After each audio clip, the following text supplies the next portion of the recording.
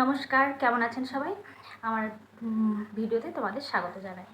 তো আজকে তোমাদের আমি দেখাবো যে আমাদের মোবাইল কভার থাকে। মোবাইল কভারগুলো কি হয় যে আমাদের মোবাইল কভারগুলো পুরনো হয়ে যায়, তখন আমরা পাল্টে ফেলি। তো সেগুলো আমাদের ব্যবহার করে না, ফেলে দিয়ে তো ওয়েস্টেড মেটেরিয়াল দিয়ে আমি কিভাবে সেটাকে ডেকোরেট করে আমি আবার পুনরায় সেটাকে ব্যবহার করতে পারি, বা আমি ডেকোরেশন হিসেবে আমি বাড়িতেও সাজিয়ে রাখতে পারি। তো সেটাই তোমাদেরকে আমি ভিডিওর মাধ্যমে দেখাবো।